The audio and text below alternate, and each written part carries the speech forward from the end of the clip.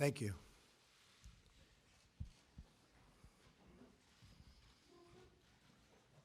Prime Minister Trudeau, on behalf of all Americans, I thank you for being with us today. It is my honor to host such a great friend, neighbor, and ally at the White House, a very special place. This year, Canada celebrates the 150th year of Confederation. For Americans, this is one of the many milestones in our friendship, and we look forward, very much forward, I must say, to many more to come. Our two nations share much more than a border. We share the same values, we share the love, and a truly great love of freedom, and we share a collective defense. American and Canadian troops have gone to battle together, fought wars together, and forged the special bonds that come when two nations have shed their blood together, which we have. In these dangerous times, it is more important than ever that we continue to strengthen our vital alliance. The United States is deeply grateful for Canada's contribution to the counter-ISIS effort. Thank you. And we continue to work in common and in common cause against terrorism and work in common cooperation toward reciprocal trade and shared growth. We understand that both of our countries are stronger when we join forces in matters of international commerce. Having more jobs and trade right here in North America is better for both the United States and is also much better for Canada. We should coordinate closely, and we will coordinate closely to protect jobs in our hemisphere and keep wealth on our continent and to keep everyone safe.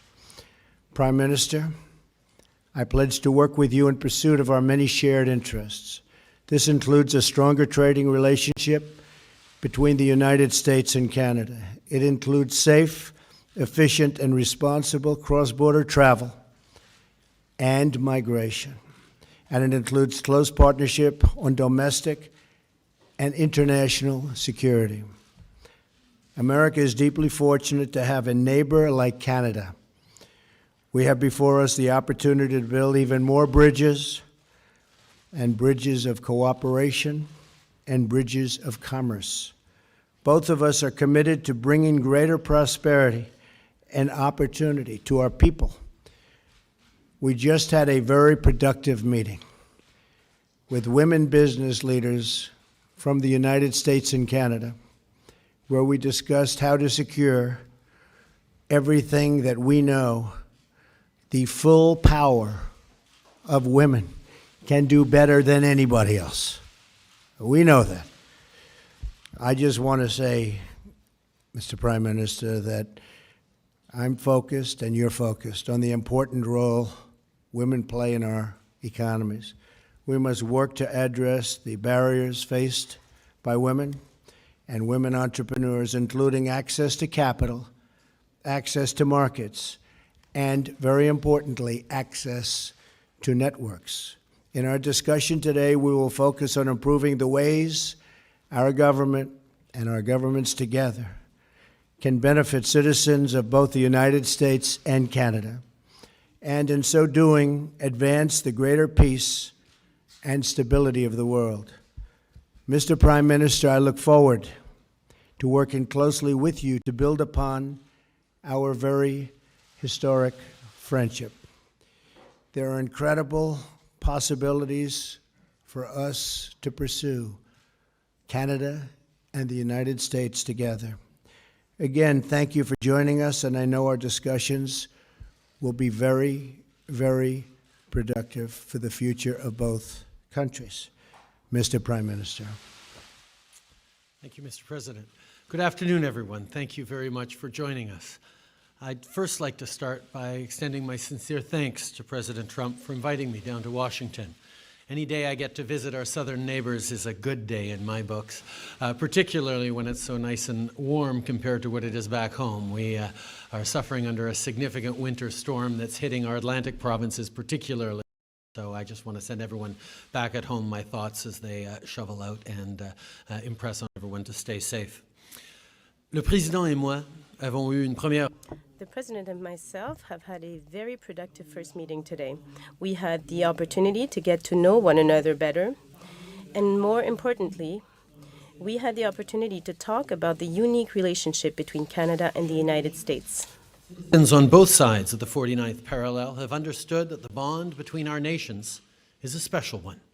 No other neighbors in the entire world are as fundamentally linked as we are. We've fought in conflict zones together, negotiated environmental treaties together, including 1991's historic air quality agreement, and we've entered into groundbreaking economic partnerships that have created good jobs for both of our peoples. Canadians and Americans alike share a common history, as well as people-to-people ties that make us completely and totally integrated. Our workers are connected by trade, transportation, and cross-border commerce. Our communities rely on each other for security, stability, and economic prosperity. Our families have long lived together and worked together. We know that more often than not, our victories are shared. And just as we celebrate together, so too do we suffer loss and heartbreak together. Through it all, the foundational pillar on which our relationship is built is one of mutual respect. And that's a good thing, because as we know, relationships between neighbors are pretty complex, and we won't always agree on everything. But because of our deep, abiding respect for one another, we're able to successfully navigate those complexities and still remain the closest of allies and friends. Make no mistake, at the end of the day, Canada and the US will always remain each other's most essential partner. And today's conversations have served to reinforce how important that is for both Canadians and Americans. As we know, 35 U.S. states list Canada as their largest export market, and our economies benefit from the over $2 billion in two-way trade that takes place every single day. Millions of good middle-class jobs on both sides of the border depend on this crucial partnership. Maintaining strong economic ties is vital to our mutual success, and we're going to continue to work closely together over the coming years so that Canadian and American families can get ahead. Comme nous le savons, le Canada représente le plus grand... As we know, 35 U.S. states list Canada as their largest export market, and our economies benefit from the over $2 billion in two-way trade that takes place every single day. Millions of good middle-class jobs on both sides of the border depend on this crucial partnership. Maintaining strong economic ties is vital to our mutual success, and we're going to continue to work closely together over the coming years so that Canadian and American families can get ahead. That President Trump and I discussed today. At the end of the day, the President and I share a common goal. We both want to make sure that hard-working folks can go to work at a good job, put food on the table for their families, and save up to take a vacation every once in a while. That's what we're trying to do here. Today, we reiterated that our nations are committed to collaborating on energy infrastructure projects that will create jobs while respecting the environment. And as we know, investing in infrastructure is a great way to create the kind of economic growth that our countries so desperately need.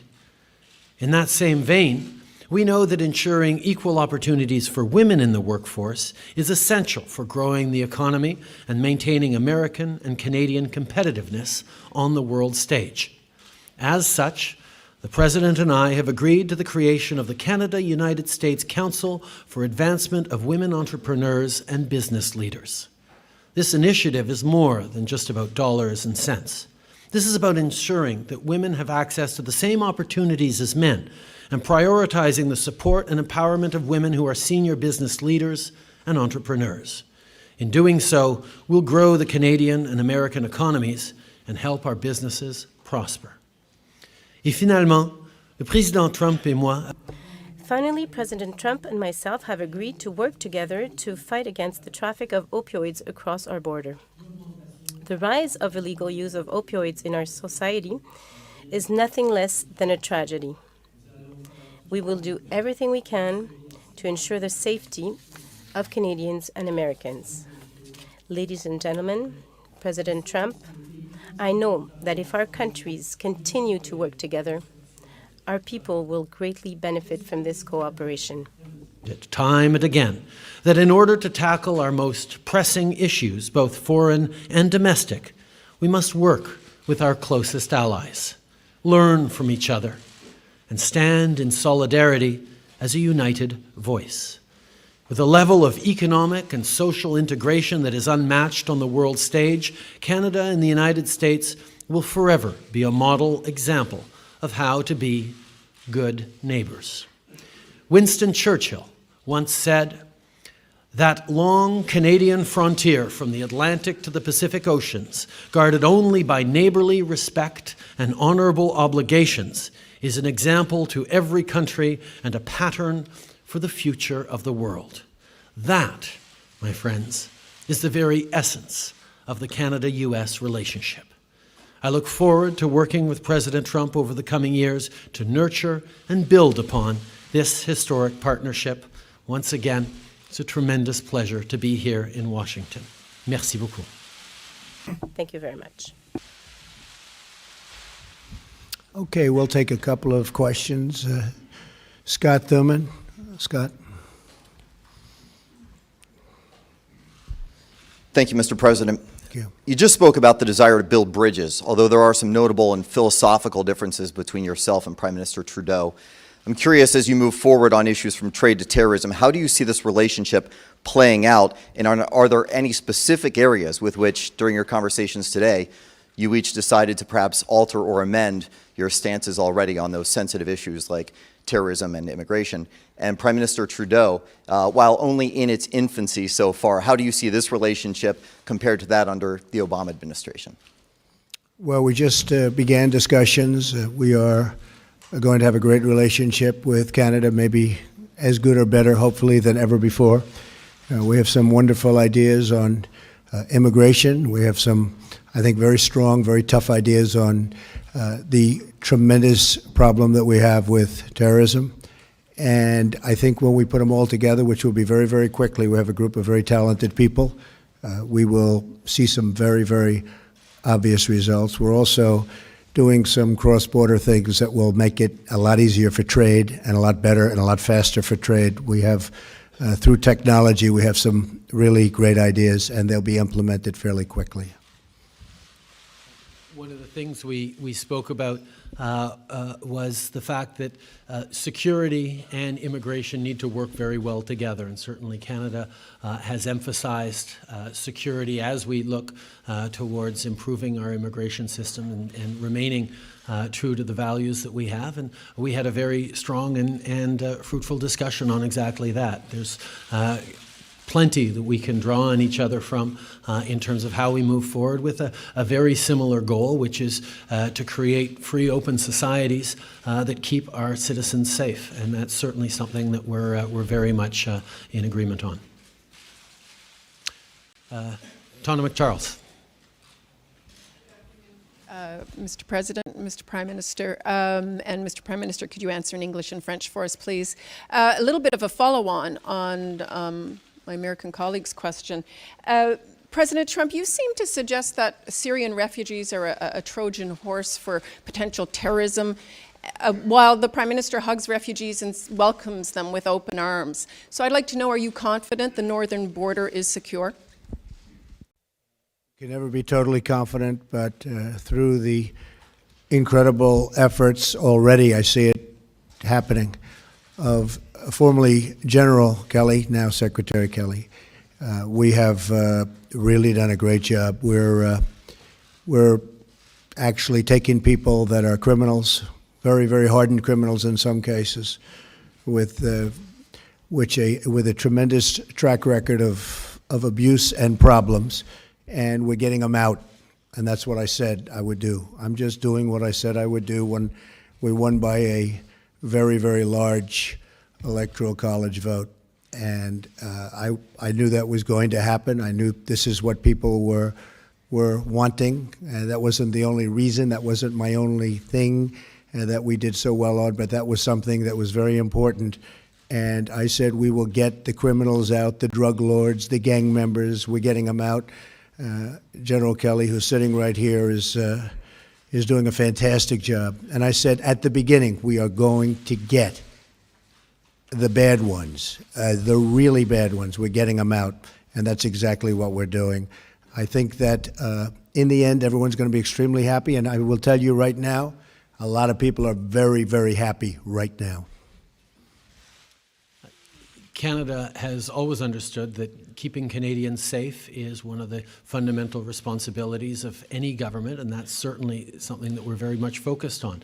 At the same time, we continue to pursue our policies of openness towards immigration and refugees without compromising security. And part of the reason we've been successful in doing that over the past year, welcoming close to 40,000 Syrian refugees, is because we have been coordinating with our allies, the United States and around the world, to demonstrate that security comes very, very seriously to us, and that's something that we continue to deal with.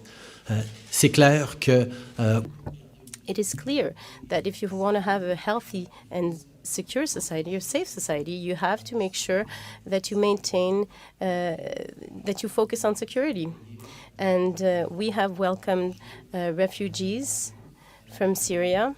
We have been very successful, but we have always taken our responsibility towards security very seriously. And our allies, including the United States, understand this focus very well, and they have done so since the very beginning. Please. Thank you. President Trump, now that you've been in office and received intelligence briefings for nearly 1 month, what do you see as the most important national security matters facing us? And Prime Minister Trudeau, you've made very clear that Canada has an open door policy for Syrian refugees. Do you believe that President Trump's moratorium on immigration has merit on national security grounds? Okay, thank you. Many, many problems. When I was campaigning, I said, it's not a good situation. Now that I see it, including with our intelligence briefings, we have problems that a lot of people have no idea how bad they are, how serious they are. Not only internationally, but when you come right here. I mean, obviously, North Korea is a big, big problem, and we will deal with that very strongly. We have problems all over the Middle East. We have problems just about every corner of the globe, no matter where you look. I had a great meeting this weekend with Prime Minister Abe of Japan, and got to know each other very, very well. Extended weekend, really. We were with each other for long periods of time, and our staffs and representatives. But on the home front, we have to create borders. We have to let people that can love our country in, and I want to do that. We want to have a big, beautiful, open door, and we want people to come in and come in our country. But we cannot let the wrong people in, and I will not allow that to happen during this administration. And people, the citizens of our country, want that, and that's their attitude too, I will tell you. We are getting such praise for our stance, and it's a stance of common sense. Maybe a certain toughness, but it's really more than toughness. It's a stance of common sense, and we are going to pursue it vigorously. And we don't want to have our country have the kinds of problems that you're witnessing taking place, not only here, but all over the world. We won't stand for it. We won't put up with it. We're just not going to let it happen. We're going to give ourselves every bit of chance so that things go well for the United States, and they will go well. Thank you. Canada and the United States have been neighbors a long time, and Canadians and Americans have stood together, worked together at home and around the world. We fought and died together in battlefields in World War I and World War II, in Korea, in Afghanistan. But there have been times where we have differed in our approaches, and that's always been done firmly and respectfully. The last thing Canadians expect is for me to come down and lecture another country on how they choose to govern themselves. My role and our responsibility is to continue to govern in such a way that reflects Canadians' approach and be a positive example in the world. Okay. Richard Latendresse. Richard Latendresse. Thank you, Mr. Prime Minister. Well, ask my question in French first, and then for you, I'll ask it again in English. Monsieur le Premier ministre, Mr. Prime Minister, I heard you correctly. You said that Canadian businesses, Canadian workers are concerned for their businesses and for their work and jobs concerning the renegotiation of NAFTA.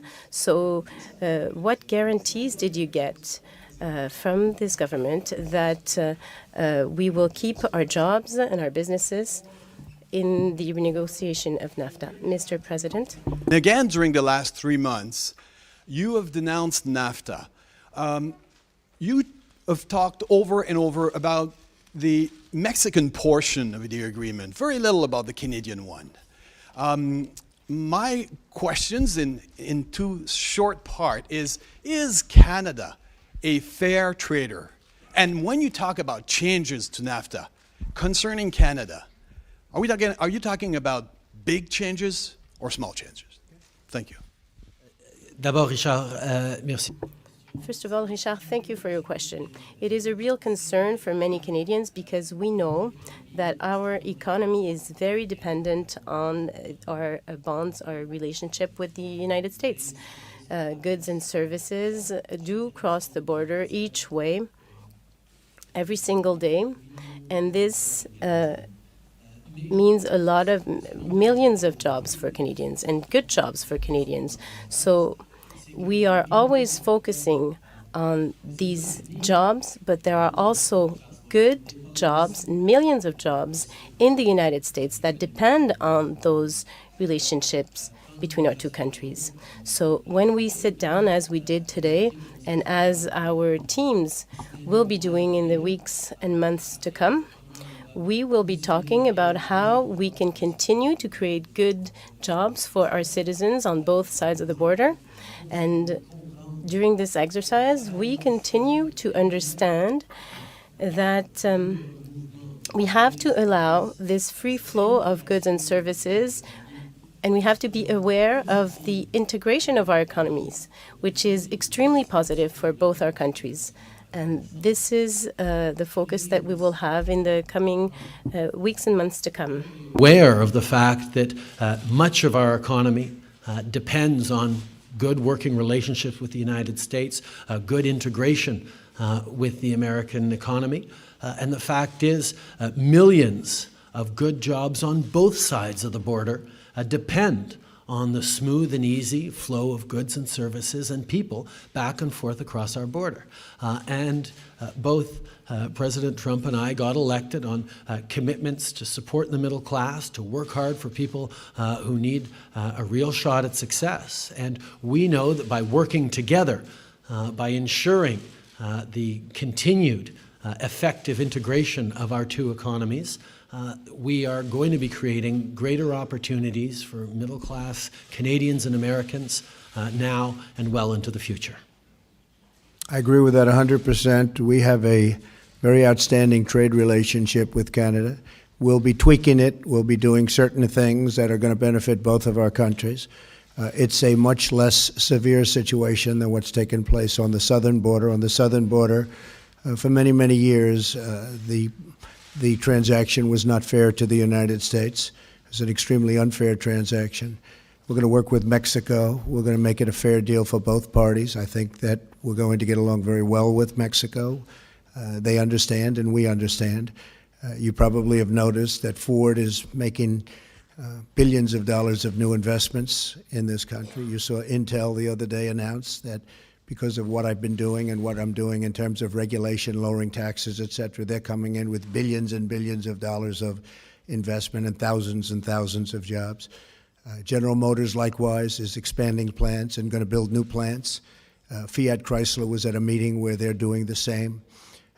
Jack Ma, we have so many people that want to come into the United States. It's actually very exciting. I think it's going to be a very exciting period of time for the United States and for the workers of the United States, because they have been truly the forgotten man and forgotten women. It's not going to be forgotten anymore, believe me. So our relationship with Canada is outstanding, and we're going to work together to make it even better. And as far as the southern border is concerned, we're going to get that worked out. We're going to make it fair, but we are going to make it so that everybody is happy. It's very important to me. Thank you. Thank you very much. Thank you, ladies and gentlemen. Thank you very much.